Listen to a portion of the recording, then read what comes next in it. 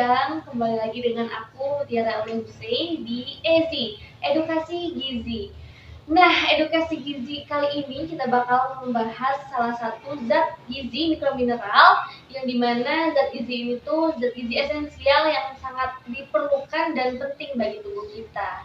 Apa sih namanya? Namanya itu adalah zinc atau biasa dikenal dengan seng. Kali ini aku bakal mengundang dua narasumber atau ahli gizi yang akan berbincang dengan aku mengenai zinc atau seng ini.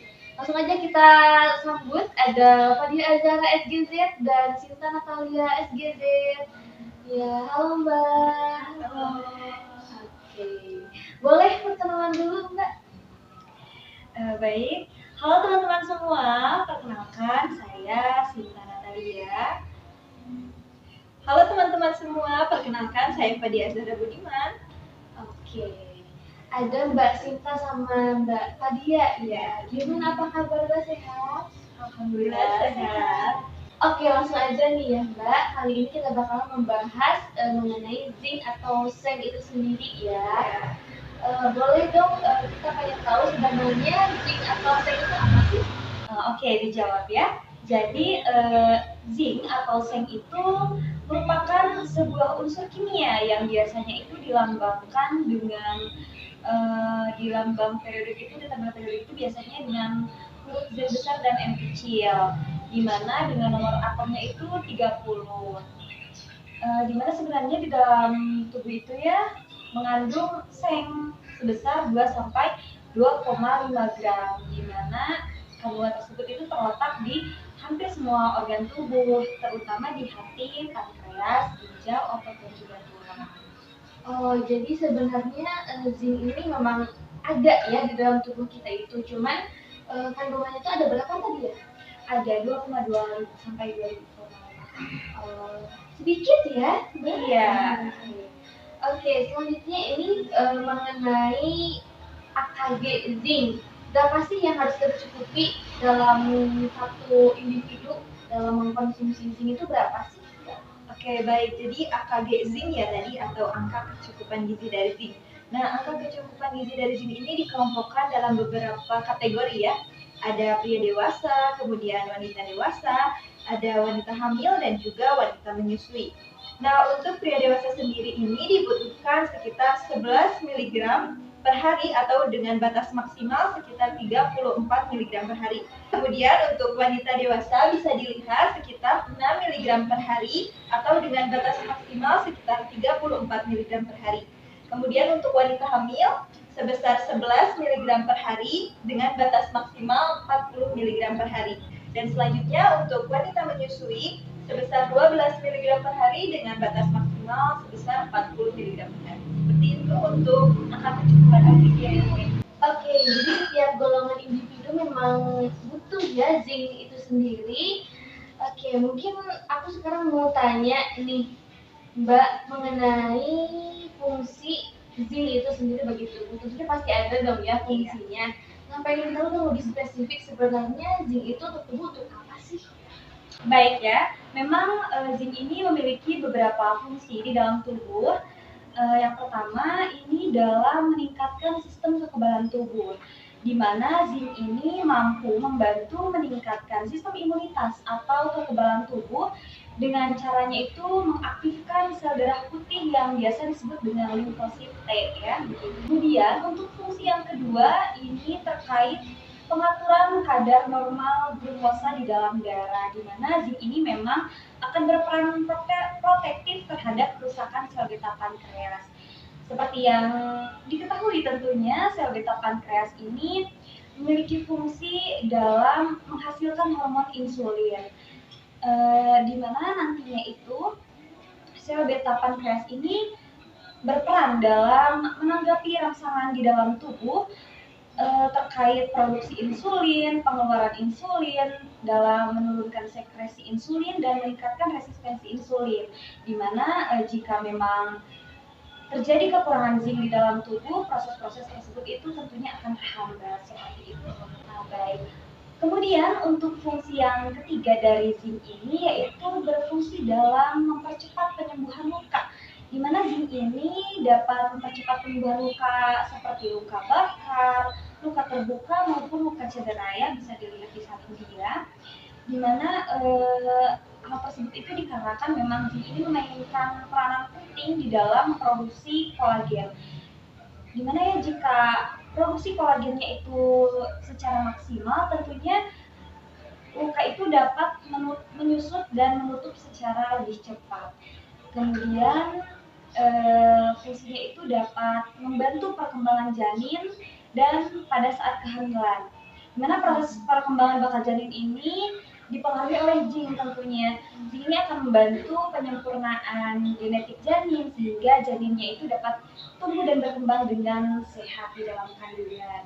Selain itu, fungsi yang terakhir dari zinc ini yaitu dalam mendukung pertumbuhan anak ya, di mana zinc ini mendukung pertumbuhan anak dengan mengaktifasi dan sintesis hormon pertumbuhan yaitu growth hormone, sehingga jika memang kekurangan GH tadi itu dapat menghambat pertumbuhan seperti itu. Oh baik, ternyata fungsi dari zinc atau zinc ini memang cukup banyak ya bagi tubuh ya, luar biasa.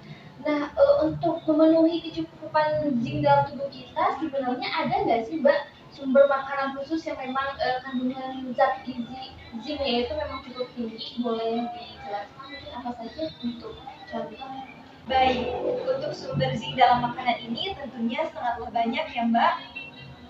Saya tidak mungkin menyebutkan semuanya, jadi saya akan menyebutkannya beberapa saja. Nah, untuk yang pertama, zinc itu ada pada makanan yang ada di laut nih. Contohnya seperti kepiting. Nah, di kepiting ini dalam 85 gram kepiting ini terdapat 6,48 mg zinc. Kemudian ada juga nih di lobster. Nah, di lobster ini pada lobster sekitar 85 gram ini terdapat 6,18 mg zinc. Selanjutnya, zinc ini juga terdapat di dalam daging-dagingan nih. Yang contohnya ada daging sapi ya. Dalam 100 gram daging sapi ini terdapat sebesar 8,5 mg zinc. Nah, selanjutnya ada juga nih ikan salmon ya Mbak. Untuk 100 gram ikan salmon ini mengandung sekitar 0,6 mg zinc. Selanjutnya ada juga di telur. Dalam sekitar 100 gram telur ini mengandung 1,1 mg zinc. Selanjutnya pada buah-buahan nih, contohnya ada pisang. Nah, dalam 100 gram pisang ini terdapat 0,21 mg zinc. Seperti itu Mbak. Wah, ternyata cukup banyak ya kandungan zinc, apalagi dari makanan yang berasal dari laut. Ya Mbak ya, luar biasa. Oke nih, selanjutnya mengenai ada salah satu yang mungkin ditunggu-tunggu nih oleh para penonton di sini mengenai metabolisme zinc itu sendiri di dalam tubuh. Bagaimana sih zinc ini bisa dimetabolisme oleh tubuh? Bagaimana prosesnya? Mungkin Mbak bisa menjelaskan kepada teman-teman semuanya. Ya, baik. Untuk metabolisme zinc sendiri ini ada beberapa ya. Nah, yang pertama ini ada perjalanan zinc di dalam tubuh, di mana ketika zinc ada pada makanan, kemudian masuk ke dalam tubuh kita dan juga akan diserap oleh usus halus atau duodenum. Nah, kemudian setelah itu akan diikat nih oleh albumin dan transferin. Nah, albumin dan transferin ini merupakan salah satu jenis dari protein, di mana ketika sudah diikat oleh albumin dan transferin, zinc ini akan masuk ke saluran darah. Nah, di saluran darah, zinc akan menuju ke hati tentunya dalam bentuk transferin dan juga albumin ya. Nah, di hati, zinc ini apabila berlebih ini akan disimpan dalam bentuk metalothionin. Namun, apabila cukup akan ditransfer ke pankreas atau juga disalurkan ke jaringan-jaringan tubuh yang lainnya ya, seperti itu. Kemudian, di pankreas zinc ini akan membantu untuk pembuatan enzim-enzim pencernaan ya. Nah, di mana zinc ini berfungsi sebagai kofaktor. Kemudian, pada waktu makan, zinc ini akan dikeluarkan melalui saluran cerna. Seperti itu. Kemudian, di saluran cerna ini akan menerima zinc dari makanan dan dari cairan pencernaan yang berasal dari pankreas.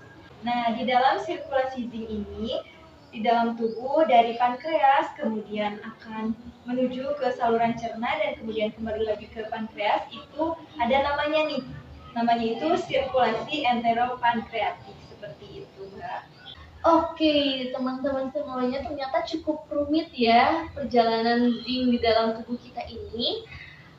Mbak, apakah metabolisme di dalam zinc ini apa memang cuma satu yang Mbak sebutkan tadi, apa memang ada metabolisme lain yang terjadi di dalam tubuh kita? Oke, baik. Jadi metabolisme di dalam tubuh ini terkait mineral zinc ini tidak hanya satu ya. Yang tadi dijelaskan itu merupakan perjalanan dari makanan hingga diserap dan disalurkan menuju jaringan yang akan menjadi targetnya ya. Nah, kemudian kita akan masuk pada metabolisme yakni absorpsi zinc. Ya. Absorpsi zinc ini merupakan proses penyerapan ya.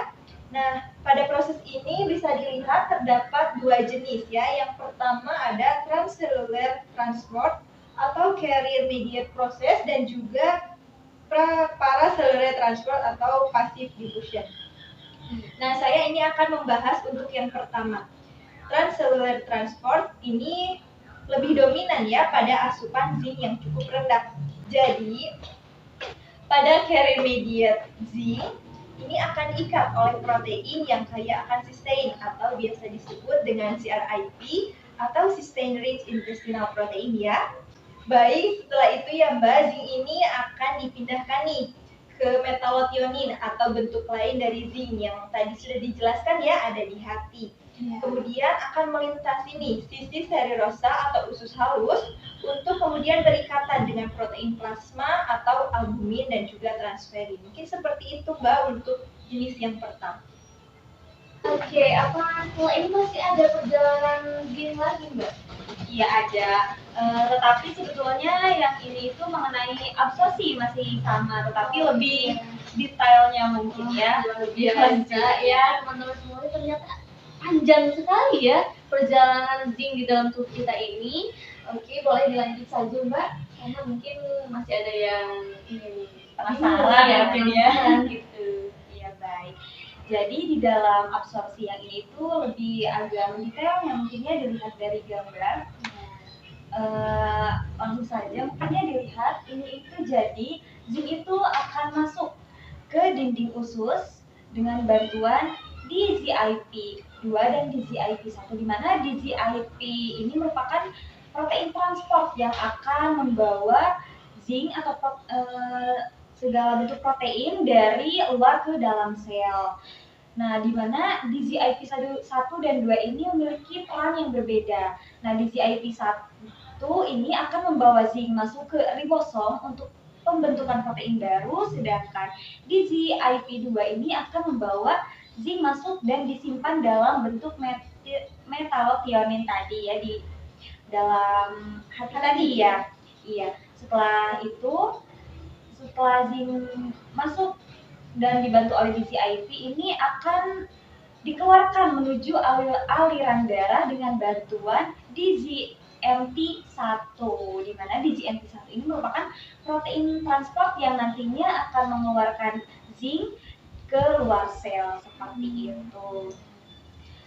Nah, ini mungkin terkait distribusinya. Ini mah sekilas saja ya, terkait distribusi zinc dalam tubuh.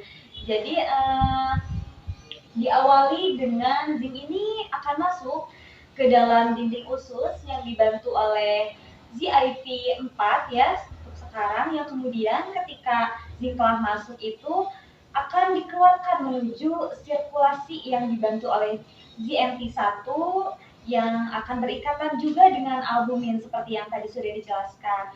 Ketika sudah berikatan dengan albumin, lalu zinc ini akan dibawa menuju sel target seperti itu.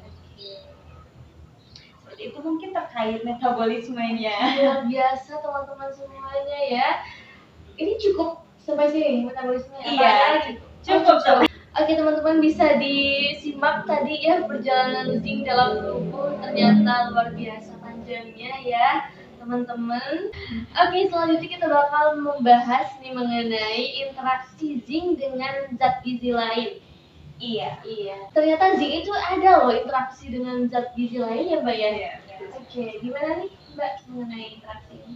Nah, untuk interaksi zinc dengan zat gizi lain ini, yang pertama itu zinc ini dapat berinteraksi dengan vitat, di mana Fitat ini dapat menghambat absorpsi zinc dengan mengikat zinc serta mineral lainnya nih. Nggak hanya zinc ya yang dapat diikat dengan menggunakan oksigen pengikatannya itu. Kemudian ikatan fitat dengan zinc ini akan membentuk kompleks yang sangat kuat nih dan juga tidak dapat larut ya, bisa dilihat, sehingga ikatan tersebut ini akan dikeluarkan melalui feses.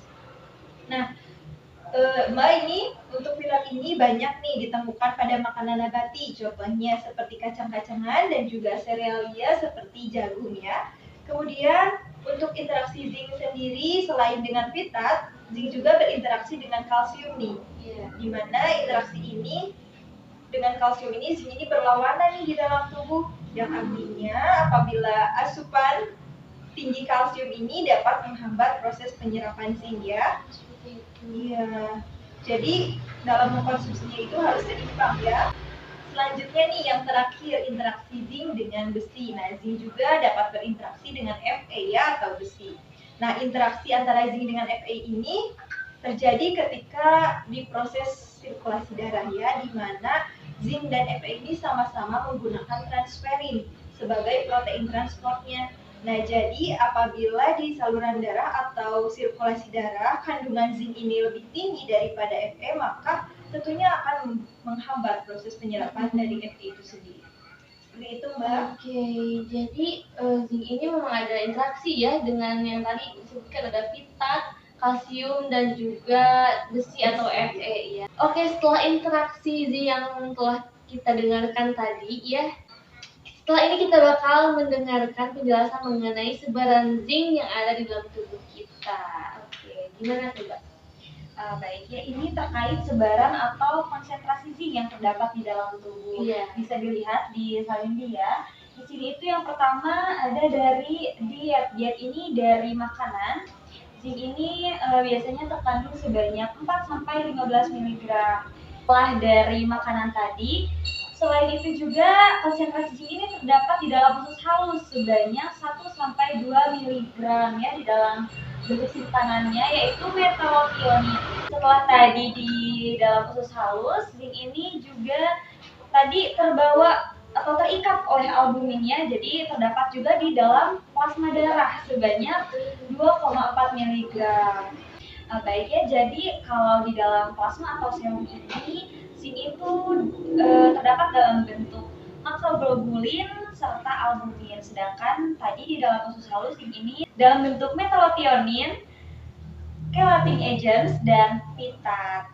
Yang kemudian setelah tadi di plasma atau serum, zinc ini juga akan menuju ke jaringan target ya.